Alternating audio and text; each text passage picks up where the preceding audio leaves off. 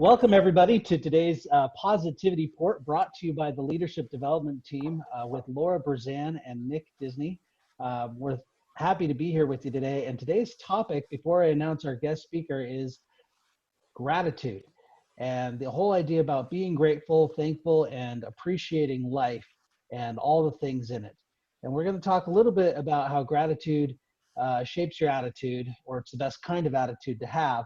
But most importantly, the good things that gratitude does for you beyond just having that positive attitude, how it fosters that really positive feeling inside, how it helps you recognize the good things around, helps you connect with others, and helps you to be more present. So one quote that I enjoy is the real gift of gratitude is that the more grateful you are, the more present you become.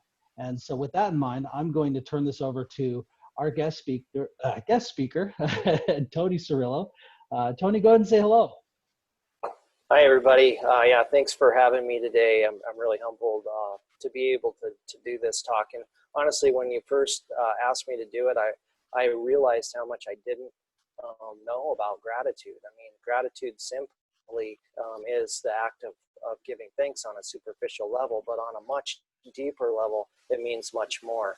So to me, gratitude is a core value. I coached a baseball team of young boys, and we had the name of the team was the Tigers, and we used an acronym for it, which was tenacity, integrity, gratitude, excellence, respect, and sportsmanship, where we could talk a lot about those core values and what they meant to them. And of course, they were grateful to play baseball. But I mentioned superficially, gratitude is the act of being thankful. Intrinsically, it's so much more. So how do we make this tangible? So there's two things, really.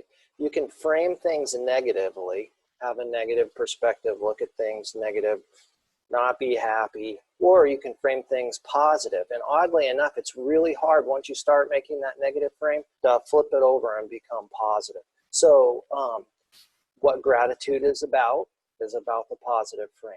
So to be able to show gratitude in a pure way, you really have to believe. You have to have conviction in what you're talking about. So how do you do that?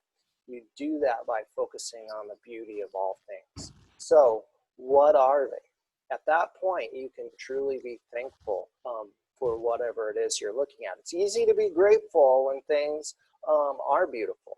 So our team doing COVID testing, being innovators in the Phoenix Valley and in all the world, really, things that are elegant, things that are beautiful, people who have selfless acts. Easy to be grateful for those things, but it's hard to be grateful when things are difficult. So you look at COVID from a negative perspective, it can be quite daunting, but if you frame it positive, in that all the great things that are happening, the people that are coming together in the world to solve this problem, and the people who are staying at home to preserve and save others, and the people who are out on the front line, thank you so much for all that work. It's easy to see the beauty in that if you frame it positive. So how do we find the beauty in difficult things? Well, we have to practice. We have to practice. You can do a gratitude journal. But you constantly have to, in my mind, I have to look at the positive, frame things positive, find that beauty in everything.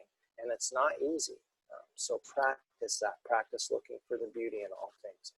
And then you don't want to look back. You don't want to look back, you want to move forward, you want to be forward thinking, you want to take whatever it was, whether it was an argument with a family member, a coworker, whatever. Why did that happen? Where's the beauty in that? How can you move forward?